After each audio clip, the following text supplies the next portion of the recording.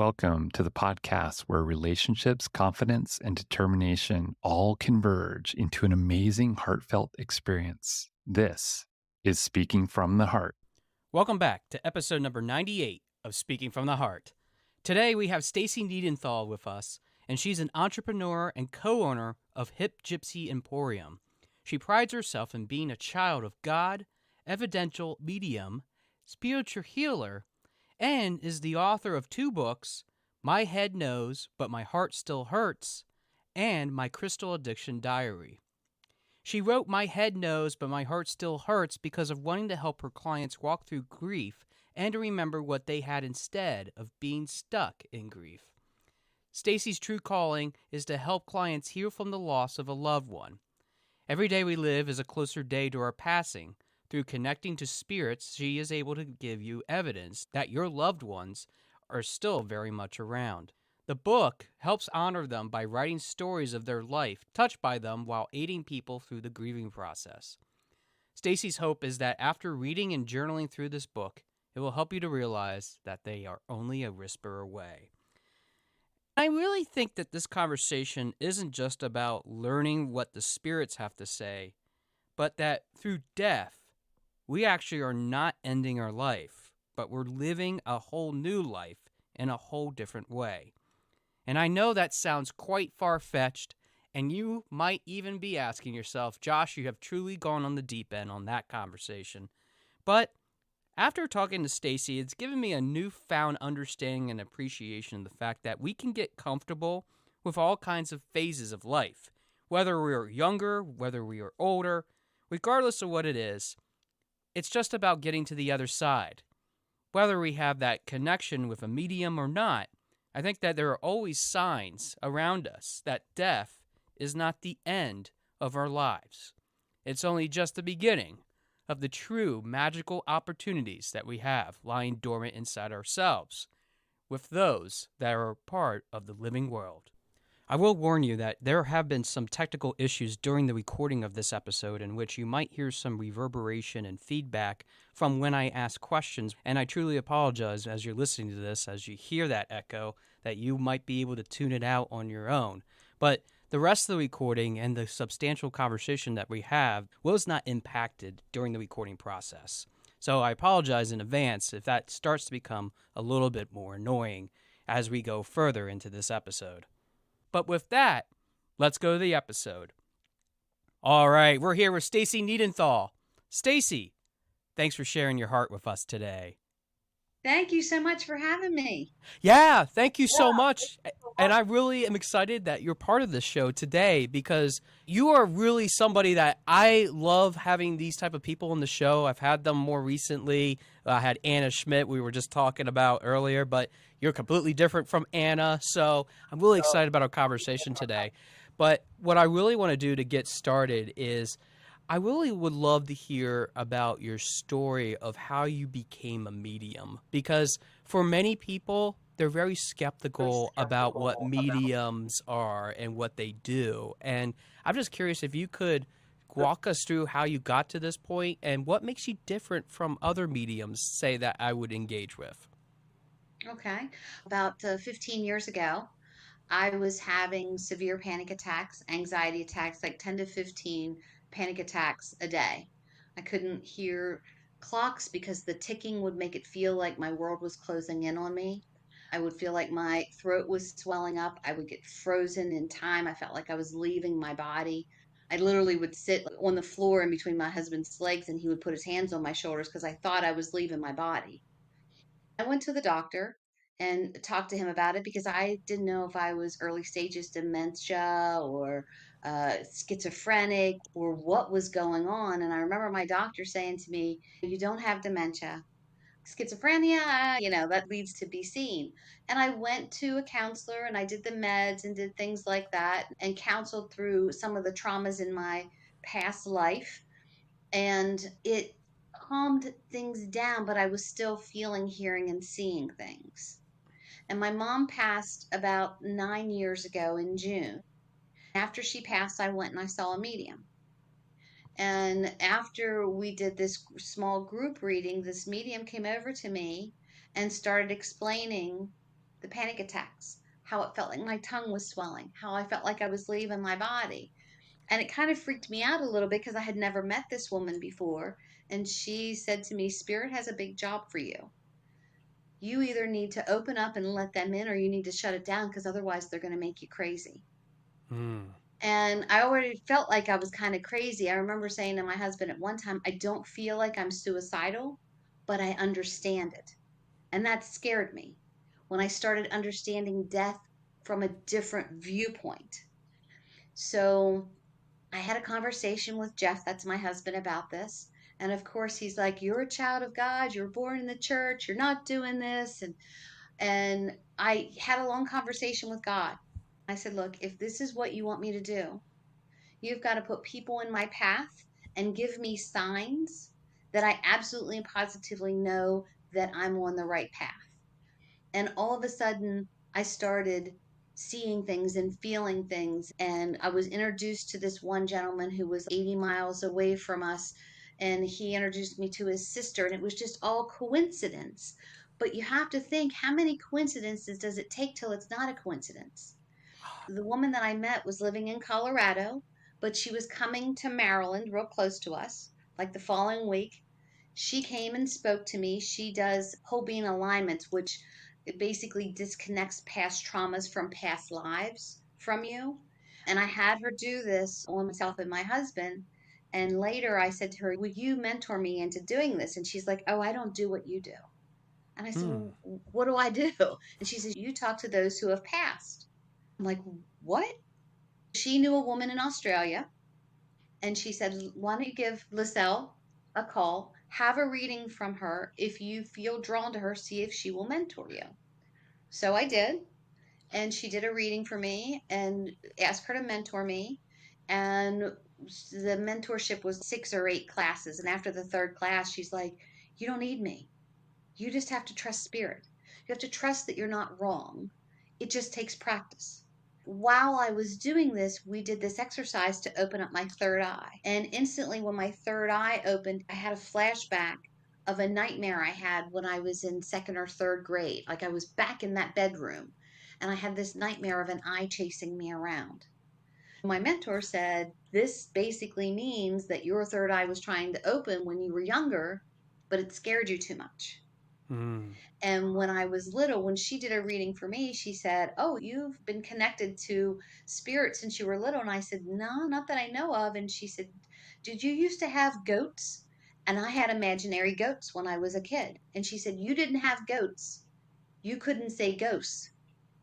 So my parents, my sister teased me all my life because I had imaginary goats, but I was telling them about the ghosts that were around. And even if you listen to how I say it now, I have a little bit of a impediment there with goats and ghosts. I was like, "Oh my gosh." I have to interrupt to tell you that I actually had goats growing up. My mom did, and I had a speech impediment as well, saying certain things. So I feel like already I like you because we have this connection. We But have this anyways, connection. yeah. Anyways, I'm sorry. Continue, please. Once I finally opened up to spirit and started practicing, my panic attacks went away. Mm. I finally felt comfortable in my own skin. And I'll tell you, I've been doing readings, whether they're private one on one readings with people or small groups or gallery readings now for about 8 years. And I have not had a panic or an anxiety attack since then. And I know that what I'm doing is what I'm supposed to do. I'm at a greater peace within myself. I have worked through some traumas that I've had. Most mediums that I've met, we all have something in our background that to me, I feel as if I went through this trauma, because when I have a client sitting across from me, spirit shows me something that I have relived or something that I've lived that I can explain. "Oh, here's what I'm seeing. I'm seeing this, that. Does this make sense to you?" Oh my gosh, it so makes sense to me. So now I know why I went through some of the things that I went through. And I've literally done thousands of readings. It's not me, it's by the grace of God, it's spirit. I'm in service to spirit and I'm helping others deal with grief. Know that their loved one is still on the other side and they're okay. You asked me how I was different from a lot of mediums. Yes. We're all different in so many ways. We have different strengths, different modalities. My strength is I have the knowing. So I just know that I know that I know. Sometimes I see spirit, sometimes I hear spirit. It's just that I know. Names will come to me or the way someone passed, I feel it. So there's clairaudient, claircentric, claircognizance. I never like to say, oh, well, I'm just claircognizant because then it puts it in a box. I always ask God, you give me all the gifts that you want to give to me so that I can deliver the most loving and healing message to the person who's across from me. So, with an evidential medium, we give evidence of your loved one. We've seen these mediums, and I'm sure everybody's seen this medium. Let's say you've got a 60-year-old woman sitting across from you. 9 chances out of 10, this 60-year-old woman has lost a mother or a father. Oh, would you understand a mother figure who has passed? Well, yes, I would. And if they don't understand it, they may say, oh, it could be a grandmother. Did your grandmother pass? Yes, yes. Oh, she's a lovely woman and she loves you very much and she's okay. Reading's over, right? So, how I do it is when I explain what I'm doing to my client, I will say to them, I will give you several pieces of information. I don't want you to feel like you can't have a conversation with me, but remember, you are paying me to talk to your loved one. So if you start to tell me too much, I'll go, hold up, and then I'll connect. When I'm channeling, I'll say, I've got this male figure coming through. And this is just an example. I've got this male figure coming through, and he feels like he has a short being. So this could be Bill or Bob. And as Bill or Bob is coming in, he feels like he's above you. So this would be a grandfather figure because he doesn't feel like he's a father figure. And he's pointing to his chest and his heart. So I feel as if he had a heart condition or the heart is how he had passed. Would this make sense to you? Do you have a grandfather figure who has passed, who had a heart issue that had a short name like Bill or Bob? It could be Tom, but it's a short name. And then I wait for the client to say, well, yes, my grandfather did pass of a heart attack. And then that's when I'm like, okay, thank you. Let me go back and see what other message. And I like to give little pieces of information because I don't want to make anything fit. I want you to know without a doubt that there is evidence that your loved one is right here with me and I'm not blowing smoke up your hiney, you know? Yeah, Oh, we don't want she's that to there. ever happen, but yet I feel like as a coach myself, I've done that before. So I can Right, understand where that comes from because we're trying to get right. people to kind of associate with that. So I'm sorry. Yeah, I Mm-hmm. think that it is part of that Right, bigger conversation. Yeah. But right. Stacey, you said something that's really interesting that I want to touch upon is that you said that you have a different perspective or viewpoint about death. And I think that in itself is pretty profound because most people don't think of death as this, oh, I have a choice to think about how this is. It's pretty morbid. It's pretty scary to go through. So I'm kind of curious what your perspective is now that you've gone through and you have found your calling, but you've also have a different appreciation for death. I have a different appreciation for death because it is more comforting to me. It's not that I am ready to pass and ready to die. It's not that. But I don't have a fear of this. My fear is leaving my loved ones behind. My kids, my grandkids, that's kind of where my fear is.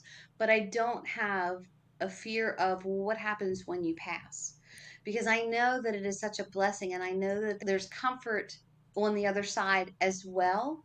And I don't know if you've ever witnessed someone who has passed or someone who was close to you that was passing. They were very ill. And this person who is getting ready to pass wants to talk about what's going to happen after I die. We automatically go, oh, no, no, no, no, let's not even talk about that. Let's not even talk about that. Sometimes your loved one needs to talk to you about it. So to me, it's more comforting now. Yes, talk to me. What are your wishes? What do you want to do?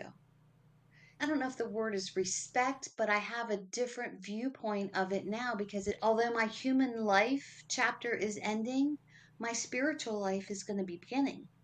And because of the things that I've done on this earth and hopefully the good impressions that I've left on family and friends, Even though my human body is no longer here, I'm still within spirit, within them, through Mhm. stories. My mom is no longer with me, but her blood courses through my bones every single day. And my bones were made up of her. And if it were not for her, I would not be here. So I look at it a whole different way. When mom passed, yes, I was sad, but I had looked at it. You know what? My parents were married for 50 years. She loved my father. They did whatever they wanted to do. She gardened, they traveled. She got sick in April and she passed in June. She was never really sick. She never really complained. She had lung cancer. She fell asleep and she did not wake up. It was a blessing to have had her as my mother and to be able to go through this chapter with her. She came through the chapter of my birth, my growth, how I grew. I was able to go through her death with her. It was very humbling and very beautiful. There are not many people that would say what you said just now because they would be thinking about, oh, I need to be able to process this and handle this. But then when that moment comes, they completely destroy themselves of grief and having this sort of feeling inside of them that they can't control that, which we were just talking about the episode that I recorded about that and how to deal Hmm. with grief. So if you are interested in taking a listen to that, that was some of my earlier episodes in which you can explore, and maybe that will help you with some of the things that you're dealing with. But Stacey, I want to pivot a little bit and start talking a little bit about your entrepreneurial spirit that you have led as a result of your skills with being trained as a medium. And I noticed that you are the co-owner of the Hip Gypsy Emporium. Can you talk a little Yes, I bit am. about the business and how that is a growing spurt for you and maybe the co-owner too? Yeah, well, my sister and I own the shop. Oh, it's your It is sister. That's it's amazing. yes, it's my sister. My sister and her husband bought the location. It was an old school. The old Duffield School was for sale. We actually bought that right after my mom passed. And it was just driving back and forth from where we lived to mom's house when we saw that it was for sale, that my sister and husband bought it. In order for us to have a business there, someone had to live there. So my husband and I live in the school. To me, it's a shop unlike any others, but maybe I'm a little biased on that. But it's that hippie biker boho fantasy. So we've got jewelry and accessories, coffees and garden items and honeys, and we do tea tastings and gallery readings and festivals. And it's a place that we want people to come in and feel like home. We've got the crystals and oils, and it's just, I don't know. The vibe in there is so good, and I always want to keep it good. And a lot of people will come in and say, I just feel like I'm home. It sounds like it's a little bit like home, and I think my parents would probably enjoy going in there because they would love the taste of having that sort of exposure again. So I think it would Yeah. bring a lot of opportunity. What would you say is the most unique aspect that you think makes you stand out? Because you just said that it makes you a little bit unusual, unlike other stores. What would that be? I think, and I know a lot of people may say this, but our customers turn into family. We have a bunch, they'll just come and they'll sit and be with us. During COVID, we were scheduling appointments, and we had one customer in particular that every week she would schedule an appointment and she would come in and she would buy something from us. And then one week she came in and she said, I only have enough money this week to buy some chapstick, but I'm going to buy something from you every week because I don't want my favorite shop to close. So I was like, oh my God, you're going to make me cry. I think my sister did burst into tears. But it's community, it's about that. There's no judgment in the shop. I don't care who you are. You're welcome at our shop, you know? That's just what we want the vibe to be with that. Forget all your cares, forget all your worries. Come in and hang out with us.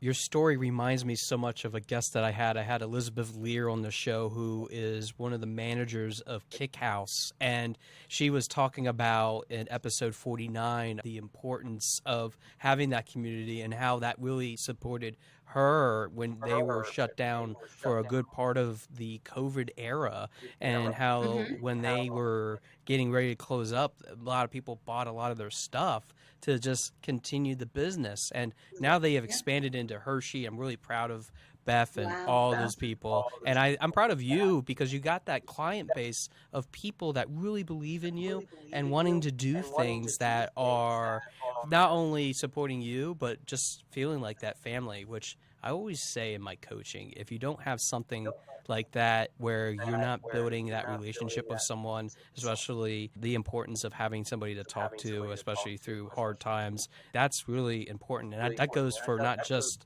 individuals, but also in the business sense as well. You're either building the bridge or you're drowning. Yes. That is such a good analogy because we do need to keep building bridges. And for the longest time in my life, I was burning them to the ground Yeah. because of just feeling this toxicity from others. But I think that we can either manufacture that ourselves, which I later find out I was, or we can Hmm. start to build those bridges towards helping others. And I love that Yes, you were able to do that. absolutely. Stacey, I want to pivot into your books that you have written, and that's really the Yes. big crux of what I've been interested in wanting to talk about with you. So, you've written two, from my understanding. You wrote, I've written two and I'm working on a third. oh, that is awesome. Maybe you can give us a little preview of the third, perhaps too. But let's talk about the Yes. first two. So, the first one that you had written is "My head knows, but my heart still hurts." I Yes. love just the title of that alone without even knowing anything about it because Hmm. I feel that we do have that acknowledgement between my head and my heart, which obviously it's being on Speaking from the Heart. We know more distinctly about those differences. But tell us a little bit about the premise of the book and what got you into writing that. Well, it's a 30-day grief recovery journal. So, what it does is, or what my intention of the book was, to help people who are grieving to remember what they had instead of being stuck in what they don't have. You're prompted every day to remember and to journal about something. You journal about a favorite place that you went or what they did that made you laugh. And you write about this so that it helps you to bring those memories back. You can put pictures in there of your loved ones as well. And every single one, I put a God wink in it. So it's giving you one of my memories of someone from the prompt. And when you think about it, it also creates a memoir for future generations. One of my grandchildren was not even of this earth when my mom passed. So she never got to meet my mom. We talk about her all the time. But when she's 15, 20 years old, 30 years old, or whatever, when I'm no longer here, she's got this little book that talks about her, we called her Gigi, her great grandma, and all this information like, oh, this is where my mom got this, or this is where my grandmom got this from. It's just little snippets that are in there. And then I have a section on songs because songs tend to bring our memories around. And there's certain songs that if I hear a certain song, it makes me think of my mom or my uncle. And I would bring my clients in on that as well. But I based this book on questions that my clients would ask me because they would say, I'm so afraid of forgetting the stories. I'm so afraid of forgetting what their voice would sound like. And instead of being worried about forgetting, write it down. When some of my clients would come in, they'll say, I don't even know what to think about today. So in the back of the book, there is a monthly mantra for every day. Every Monday in February, this is your mantra. I will show love because February is the month of love. So if you don't know what to think about, I want you to say this mantra, I will show love or I will receive love. But it gives your mind somewhere else to go instead of to the negative. And I'm sure it will make sense to a lot of people. You don't know how many women I have come in, young girls who have come in who lost their father, who do not want to get married because their father's not going to be there to walk them down the aisle. Wow. How do I get married without my daddy? Yeah. So they may come in and I'll be like, and I may not even know this. Your father has come in. He's saying to me, you've been engaged for 5 years. When are you getting married? And she'll be like, oh, I can't. Or dad will say, there's no reason you can't get married even though I'm not there. Carry something with you of mine, maybe my watch or something like that. But it eases people who have lost loved ones to addictions. Oh, they tried to call me that night and I didn't answer the phone. Maybe if I would have answered the phone. Is that related to your second book then, My Crystal Addiction Diary? Is that sort of the same premise, but it's dealing more with addiction? Just a good N- tie-in to the next book. No, the Crystal Addiction Diary is for people who collect stone energies because Okay. energy is part of your well-being and your health. Yes. And if you buy a lot of stones and crystals, it's a way for you to keep track of what you have. Hmm. When I have clients come into the shop and they'll buy 4 or 5 stones and they're like, how am I going to remember what this is? Hmm. This gives them a way to do that. That book, I wrote that in 3 hours. I was with my publisher putting it together much, much longer than I thought I was going to be for as quick as the idea came to me and then I had it written down. But stone energies, that's very good for your chakras and for grief and for healing and different things like that as well. And it's just a way for you to categorize them and to remember what they're used for. I love that aspect of it, to try to remember and try to control or tame the energies that we lie in, because as I mentioned to even to you, and my listeners know this very well, we've had a lot of guests on the show that have talked about the presence of energy and how we utilize it, but we also need to remember who we are and kind of where we came from, but also the people that surround us. And I've talked about, even in some of my earlier episodes, about my step grandfather. He was a Lutheran pastor, and man, your first book makes me want to go pick it up, because he's been like a big idol for me as I continue to move forward in my life, especially with the coaching aspect of my business, because he was essentially a coach for so many different people of all walks of life, being that he was in a pastor Exactly. role. Yeah. Yeah. Yes. Stacy, I want to cover your third book. I have no title Yes. or anything with this, and I'm assuming for the first two books, they are available on Amazon or any other store. Yep. They're available on Amazon, and you can also come to Hip Gypsy Emporium for them. You can order them on my website. You can message me, I'll ship them to you. But yes, they're available. When I do gallery readings, I have them available at the readings as well.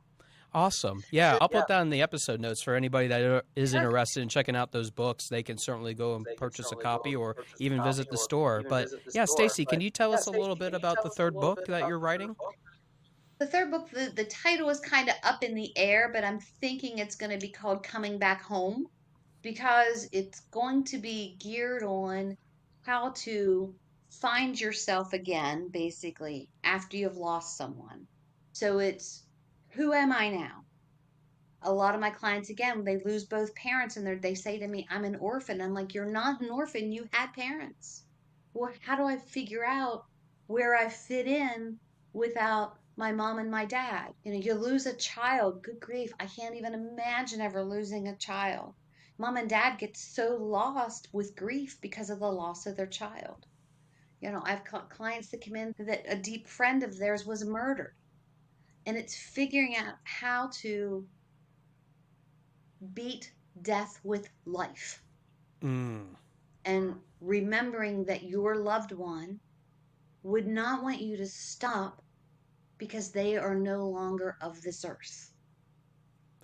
Isn't that the eternal struggle, I feel like? Because it is all about overcoming the past versions of ourselves for those that die and entering into a new life, which I have been making tremendous progress personally in my own life trying to do that, getting rid of some of those distractions, even our past versions of who we are, to be able to do that. And I think it's so important so that we can continue to build on our ability to use our energies in a creative way, but also in a good way to help radiate to others.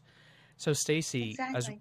as we get towards the end of our time, I really have this final question for you, and it really ties back to originally what you had shared about why you're a medium. Because what I find so fascinating to me is that you can live in a life that is helping all these different types of people that are probably going through these struggles of, oh man, I'm missing this person in my life. And it is hard for people to actually overcome that. So, what would you say to someone that is struggling out there today? They might have a loved one that has passed away. It could be their significant other. It could be a friend. It could be a family member. What would you say to someone that is still grieving and might have been a long time ago it happened, but they're still struggling with it? What's your advice to them? Well, there are grief counselors out there that can help, you know. Foremost and most importantly to my thought process is self-care. If you're not getting enough sleep, if you are not eating right, if you're in a toxic environment, if you're doing toxic things to your body, you're going to struggle through it. So try not to be hard on yourself. If you grieve one day, allow yourself to grieve. If you have a good day the next day, don't feel guilty about having a good day, but do little things at a time. You don't have to do everything all at once. And grief is like the waves that come in from the ocean. Sometimes they're little, sometimes they're big, sometimes they're flat, sometimes they'll drown you, but it's riding those waves. And knowing that you're human and the amount of tears and the amount of sadness that you feel just lets me know that you loved this person and they were a very big part of you. And you just want to allow yourself the time to grieve. Now, if you've been going through grief and it's surmounted into debilitating depression, seek a counselor. Seek someone that you can trust, that you can talk to. I'm not a counselor. However, I can connect you with your loved one. But a medium should not be the person that you use as a crutch every week so that you don't have to walk through grief. Once you've had a reading with me, and people say, well, when can I come back? You know what? You need to wait 6 to 8 months to try to schedule an appointment with me, and I'm usually about 2 months out. So we're looking at about a year. Now, if Wow. something has happened in between, let's say you've lost someone else, totally different story. But a medium is not someone, in my opinion, that you should go to over and over and over again. I am not the solution. I am the evidence that your loved one is okay, has messages for you, but they've got things to do. Yeah. I love the fact that you're saying to people, don't come to me until you actually see a counselor. And then even then, don't use me as a crutch. It's just so contradictory. And I wasn't actually expecting that answer because you would think that, oh, yeah, come to me as many times as you need. I'm here to support you. But I think it's really important to think about the fact that if we do rely on those crutches, those people that have been part of our lives that are no longer here, how do we learn to nurture ourselves, to love ourselves, to keep moving forward, and to find new opportunities to do what we need to do in our lives? So I think that's worthwhile advice. And yeah, I do encourage people too. I'm a coach, but I also say I'm not a therapist. I definitely leave it up to the medical experts, professionals to give you proper treatment that you need. So always encourage that. But Stacey, thank you for those awesome words. I want to give you the last few moments here. How can people reach out to you if they are interested in a reading with you or they might be interested in visiting the store? How can they reach out to you if they would like to get more information? And if you want to also pitch your books one more time, this would be a great opportunity to do so. But I'm going to give you the last few moments. Okay. So I have a Facebook group as well as a page, and they are Connecting to Spirit with Stacy, as well as the website. I do have a podcast that I have up, again, Connecting to Spirit with Stacy. It's still in the growth process, but I'm pretty easy to reach out to, whether you come to Hip Gypsy Emporium, whether you text me, email me. Everything is Connecting to Spirit with Stacy at gmail.com, Facebook. It's all under Connecting to Spirit with Stacy. And if you feel the need to have a private reading, just one on one, or if you want to have a group reading, I will come to you if you have 5 to 10 people, depending on where it's at.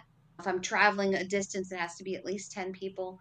I do gallery readings in different locations as well as at Hip Gypsy Emporium.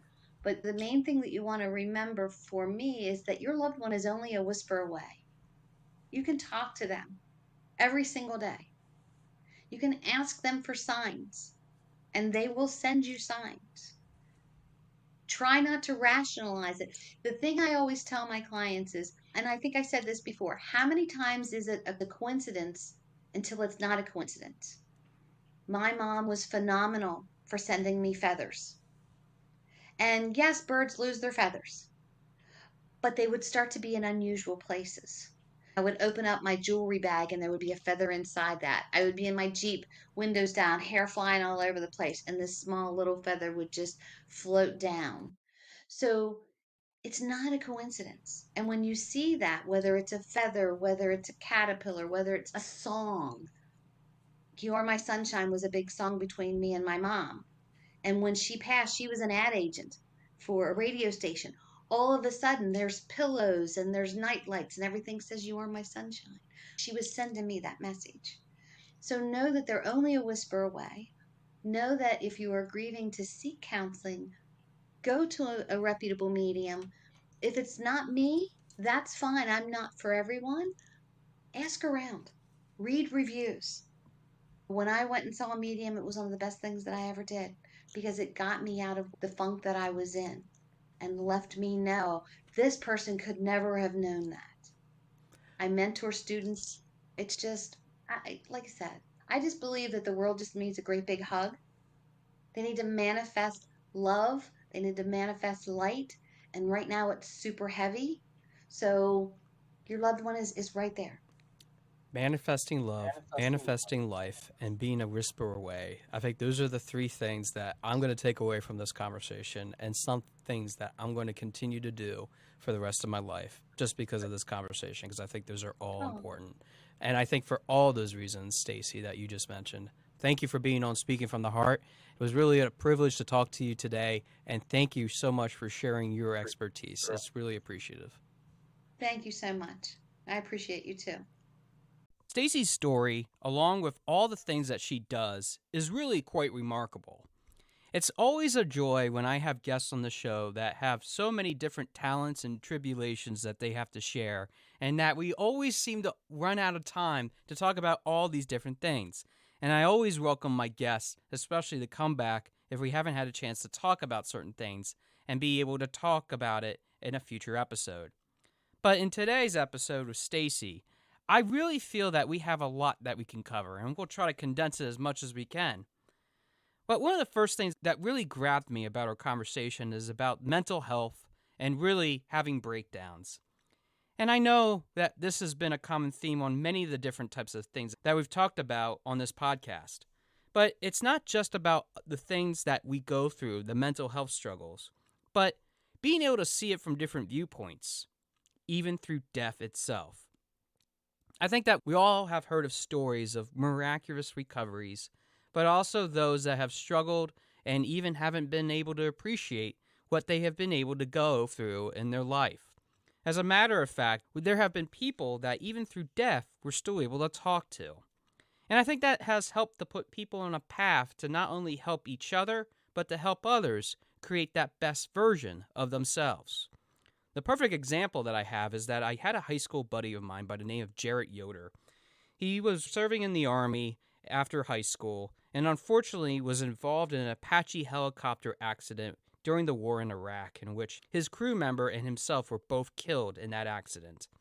His wife, who has been an advocate for him ever since he joined the Army, has now been on a life mission to not only remember Jarrett's legacy, but also promote a 5K in his honor every year. Being that Jared and I went to the same school, I had the opportunity to interact with him, and I always think about him from time to time, even as I record this episode, and think about what would have been like if he was still alive. Would I have been able to push myself just as far as in death that he has experienced? And I know that sounds quite morbid, and it's also quite sad to think of it that way, but if you really think about it in the grand scheme of things, everything happens for a reason, and for those reasons alone, death can be an empowerment in itself. But I think that's where Stacey comes into play, especially with those individuals that have such a struggle being able to work through some of those difficulties that they might have.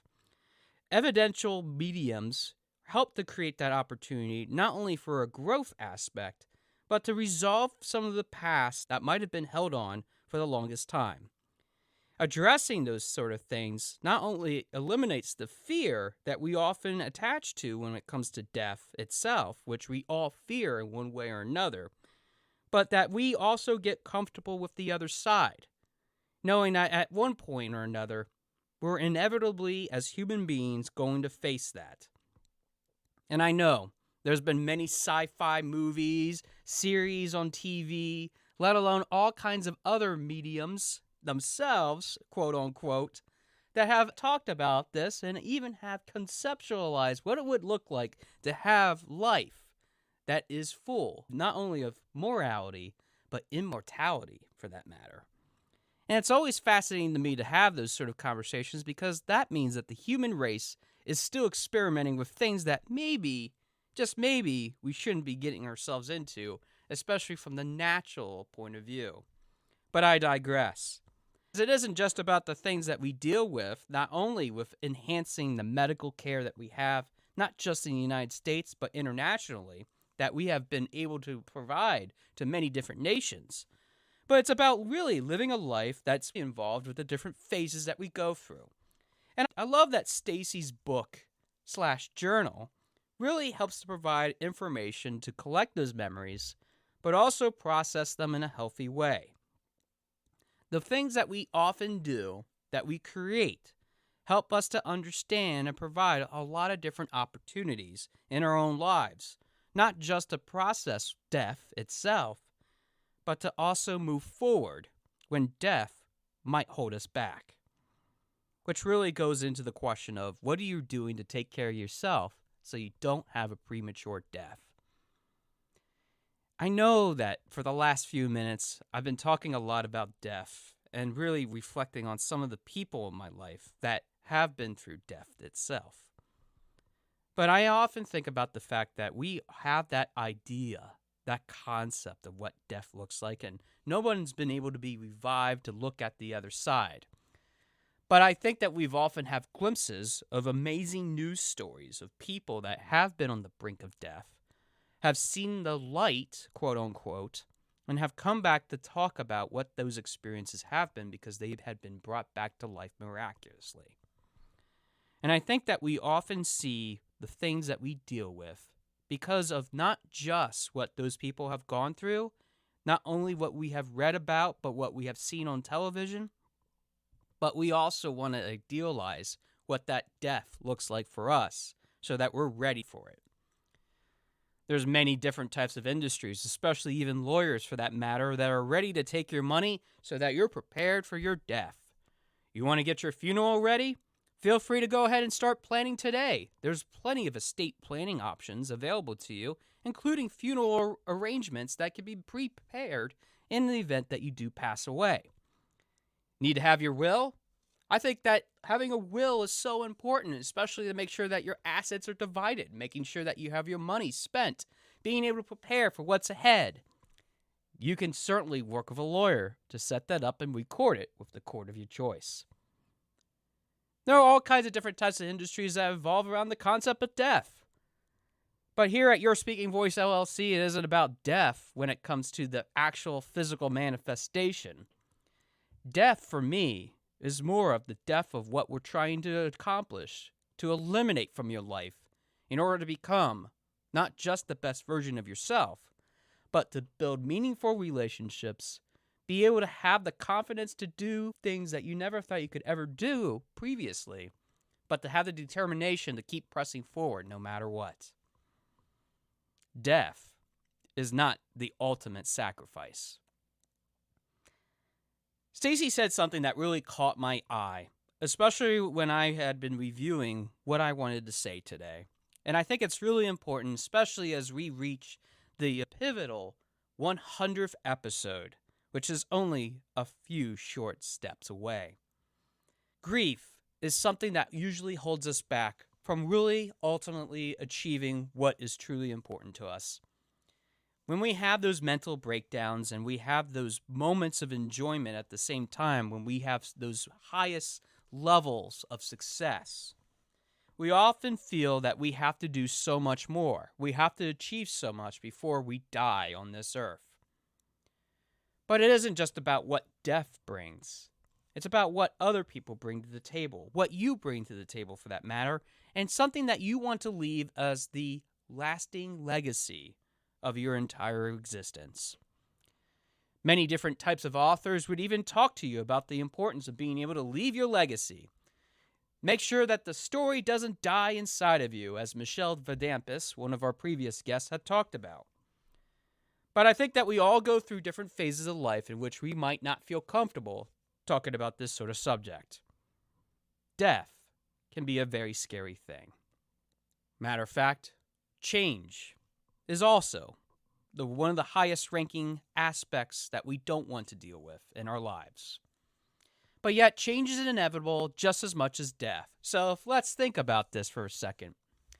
If Stacey is able to talk to the spirits and be able to help you to get through to the other side what you're really going through, why can't you work with a coach like me, Joshua D. Smith, in order to help you get to that other side of what's truly important? And as I've always mentioned, it doesn't always have to be me. It can be somebody else that you might need in order to help you become more empowered, be able to have authentic conversations with others, and achieve the greatest of all greats that you've ever had. But it all starts with realizing that we have a finite time on this world, and we need to be able to not just make an impact, but how we can be able to figure out what are the things that we need to do to come back home. But we can beat death with life. We need to live a enriching life in which it allows us to create not only those best opportunities to help ourselves to move to that next level, but to also find peace in the moments in which we enjoy the most. So the next time that you feel that you're being held back, not only think about what Stacey's providing and maybe buy one of her books to help you process what you're being held back on, but I think you should really think about the fact that you only have so much time. Have you been really doing what you really want to do in your life? Have you been held back from those that have passed away and you're not quite sure how to best move forward? There are a lot of different options available to you. You can work on your wills, you can work on planning your funeral so that you're ready to go. You can even work on the things that you need to do to take care of yourself. But the most important thing above all else, especially if you ever visit Stacey's store in Chambersburg, Pennsylvania, which is about a half hour away from me, is that you have all the things available to you right now, and they're ready for you for the grabbing. So even if you want to grab on to death or if you want to grab on to life, know this. You can have a different viewpoint if you're just willing to change who you are, work on what the things are that are holding you back, and make yourself realize that through death, life can be so much greater and so much better. You don't have to be held back anymore from the fear that you're experiencing. You can just feel comfortable that no matter what phase of life that you're in, you are so worthy of what's ahead, and all you have to do is knock down that first wall to get to the other side. Because those walls, you might have created them, someone else might have created them, but you can address it. You can deal with them in many different ways. So how are you going to live your best version of your life before life is over? Thanks for listening to episode number 98 of Speaking from the Heart, and I look forward to hearing from your heart very soon. Thanks for listening. For more information about our podcast and future shows, search for Speaking from the Heart to subscribe and be notified wherever you listen to your podcasts. Visit us at www.yourspeakingvoice.biz for more information about potential services that can help you create the best version of yourself. See you next time.